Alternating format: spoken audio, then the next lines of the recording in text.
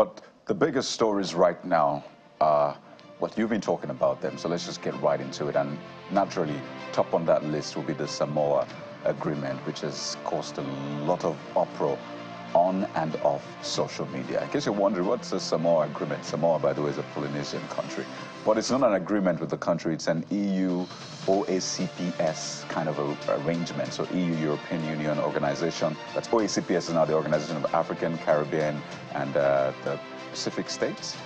So that's essentially what it is, the EU and those countries. And Nigeria is in the African side of it. And then the LGBTI component of it is what has gotten a lot of people talking, because Nigeria has a law, 2014 law, prohibiting same-sex marriage. So the controversy has been, Nigeria, you signed an agreement. Did you look at the component of that agreement? Did you see the LGBTI component? Was it clear-cut? Is it something you agreed to? So let's see what Nigerians are saying. We'll tell you what the government is saying as well. This first one is from Abubakar Abamalam. That's the first user on this one. And this user says, so now the federal government itself is violating the law of the land. Why sign an agreement that clearly states that LGBT must be legalized among the rules of getting the loan? So this is part of some of the areas we need to clear up when it comes to this one. But it's important to put out some of these opinions so we can then put the right perspective. But this user goes on to say, what's the desperation to trade our norms, values for $150 billion that will end up in the account of a few?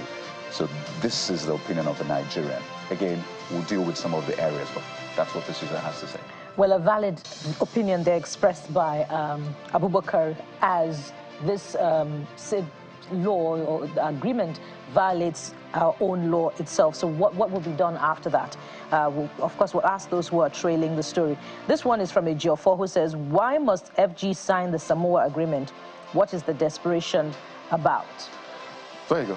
So that's part of what is being said. Of course, the ministry, that's the Ministry of Information, has put out a statement saying that, well, they recognize that there's a law already in the land, and what was signed does not include that. But this is just to give you a sense of what Nigerians are saying. It's a major conversation on the show this morning, so we'll still get into that definitely. But let's fast forward now to yet another big issue, political now, and it's about the court order which, well, essentially unbarred the Martin Amewule and 24 other lawmakers from parading themselves as lawmakers.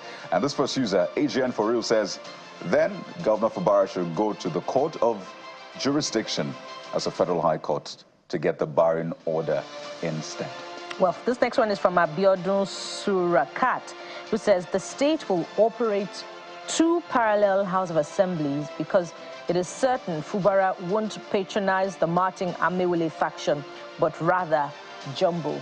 So it's a theater of the absurd, borrowing Jeffrey's words. So when will either party decide to begin to abide by court ruling? But let's go to another talking point this morning, which is also from the courts. And this time around, it's on that subject matter about the court nullifying the Edo PDP governorship primary election, which came through yesterday. And the first reaction is from Maazi, Mr. Sanity, who says, imagine, since February and you are giving your judgment after months when the main election is around the corner. Nigeria, why? Well, they always say the grinding mill of judiciary might be slow, but it's going to happen. So, I mean, I don't think this is barred by time. But Lincoln Amas says, I sincerely believe the Court of Appeal and Supreme Court will uphold Ighodalo's candidacy because I want all the major candidates to contest and for Edolites to decide who ultimately becomes the next governor of Edo State in a free, fair, credible, and transparent election.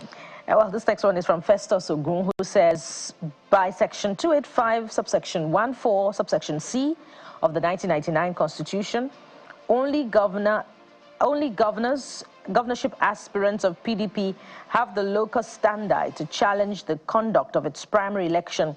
In the case, the plaintiff was a representative of delegates, not an aspirant. On locus alone, this judgment may not survive appellate scrutiny. So we have some lawyers commenting online this morning. Yeah, as you would expect. So those are some of the issues that you've been talking about. Not forgetting what Senator Jimo Ibrahim said about his mobile phone detecting guns around the National Assembly. But not to worry, we'll get into that. But we'll take a quick one now. And when we return, we're starting off with the SANU matter. That's the Senior Staff Association of Nigerian Universities. Are they on the verge of a strike action, which naturally will cripple our tertiary institutions? Stay with us as we find out.